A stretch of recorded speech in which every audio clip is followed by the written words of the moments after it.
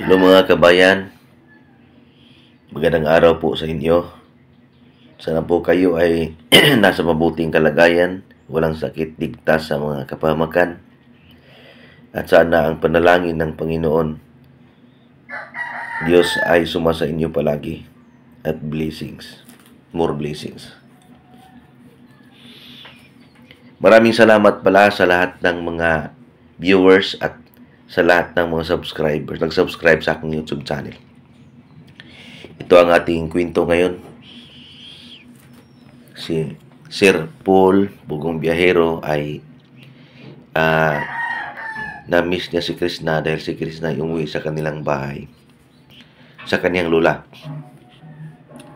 Dahil nagalit yung pinakatiwala sa bahay, kinuha siya ng kaniyang kapatid.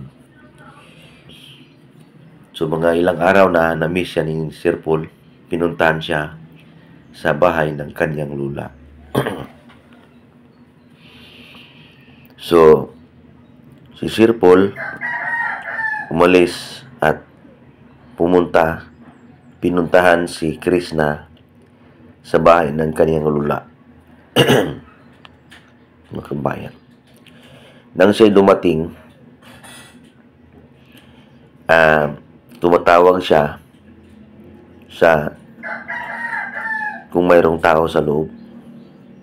Yun pala, si Krishna ay nandyan na sa loob ng bahay ng kanyang lula. Ayan. So, dahil sa naramdaman ni Sir Paul, hindi niya natiis na si Krishna ay hindi niya makita. Bumalik si Krishna sa kanyang lula dahil nagkaroon ng tampuhan doon sa PB House. Dahil akala nila na si Sir Paul ay niloloko lang ni Krishna, na si Sir Paul ay may naramdaman, baka daw nag-take advantage si Krishna at pinagalitan si Krishna ng kaibigan ni Sir Paul na katiwala doon sa PB House. Ayan, si Krishna nagbukas ng bintana nandyan sa loob. So, agad na pinatuloy niya si Sir Paul sa bahay at welcome niya ito dahil talagang miss rin niya ito dahil may naramdaman din si Krishna kay Sir Paul. So, tuloy na si Sir Paul sa bahay, sa lula ni Krishna. So, pagdating niya roon, agad na pinakilala, pinaalam ni Krishna sa kanyang lula. Okay.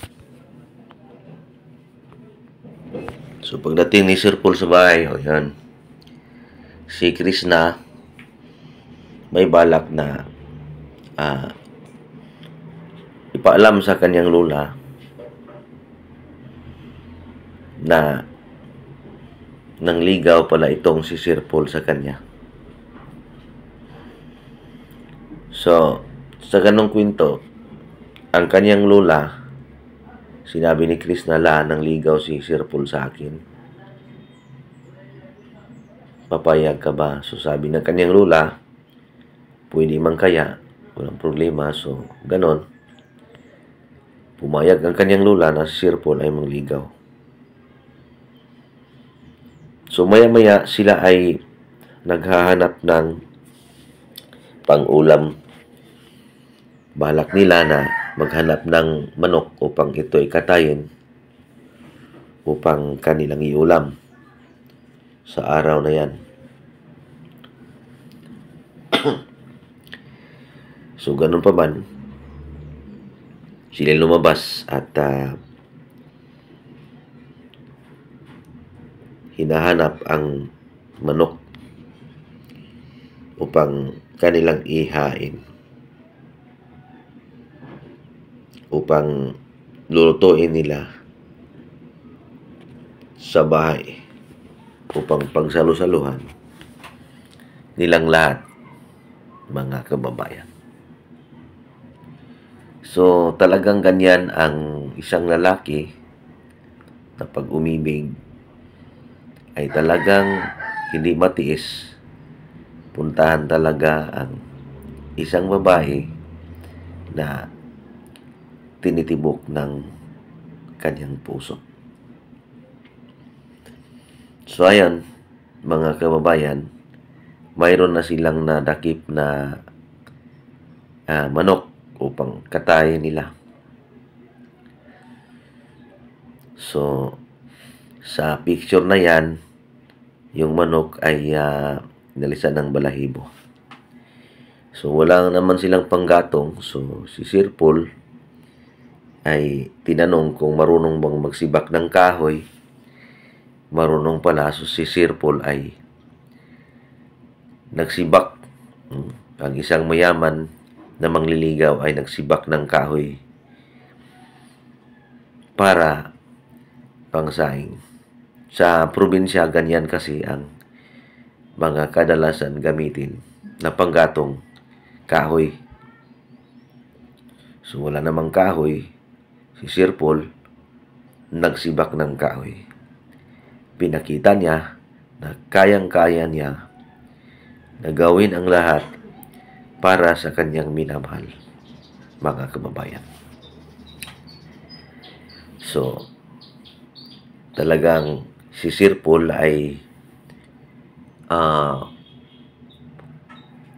sanay na sanay, no, sa paggawa dahil lumaki rin si Sir Paul pala sa probinsya, no, sa noon pang siya ay bata, binatilyo pa. Bata at nagkabinatilyo.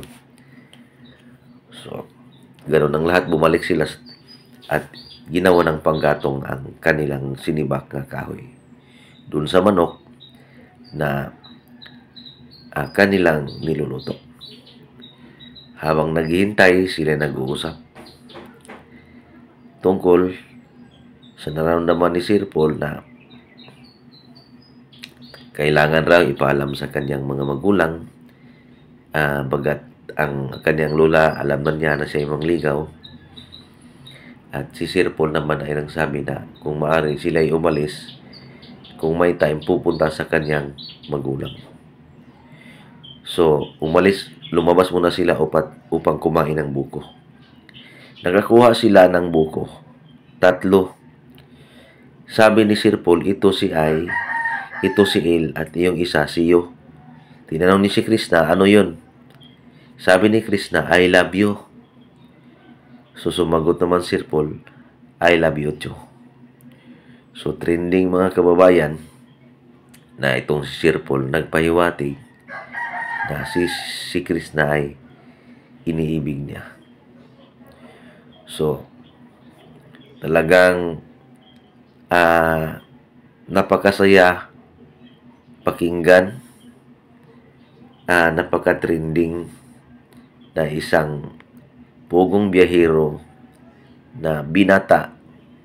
Malayo naman ang agwat, pero hindi naman sa edad yan.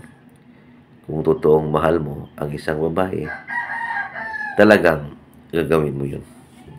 Sana nga ito ay hindi lamang isang teleserye. Talagang teleserye naman ito, pero kadalasan sa mga teleserye hahantong sa katotohanan. Marami namang teleserye na totoo kahit sa Kalingap, mayroong nang 2 doon na 3 na yata na nagkaroon ng katotohanan ang kanilang teleserye. Ngayon, luto na ang kanilang pagkain ng manok. Yung inahain na at sila ay oras na upang kumain. Kasama ng kanyang lola, yung mga pamangkin, no? Kakain sila sabay si Sir Paul at sa iba pang kasamahan ni Sir Paul. Ayan. So, masayang-masaya ang kanilang pagsasama sa araw na yan. Pagkatapos ng kumain, lumabas sila upang kumuha ng mga maitanim doon sa PB House dahil may bakanting lote doon sa likod. So, balak nilang kumuha ng mga similya ng kamuting kahoy upang itanim nila roon. So, sinubukan ni Sir Paul na bunutin yung matigas na tinanim. Sabi pa ni Chris na, kaya mo ba yan? Ang tigas nga talaga, tinulungan si Sir Paul ni Chris na. Sabi ni Sir Paul, kahit may tagas pa ito, kakayanin ko dahil sa iyo. Nagpahiwatig naman siya dahil sa kanyang hangarin na pag-iibig at pangliligaw. So, sa punto dito, sila ay nag-uusap tungkol naman sa kanyang pangliligaw at naramdaman. So, si Krista naman ay hindi naman siya nag-ayaw, hindi naman siya sumasalungat. Siya ay nagpahiwatig rin na gusto talaga niya si Sir Paul na makasama habang buhay. Dahil sabi niya kanina na naisingit dun sa kanilang pagsasalita na pinag-usapan na sana dito na lang tayo titira. So, nagulat si Sir Paul sa mga salitang yon dahil sa salitang sana dito na lang tayo titira, ibig sabihin nun na tungkol yun sa kanilang dalawa, sa kanilang lifetime partnership. So, nung tinanong siya ni Sir Paul na naisabi mo yun, si Krista humahanap ng ibang usapan. So, mga kalingaps, maraming salamat po. Hanggang sa muli po. God bless po sa inyo.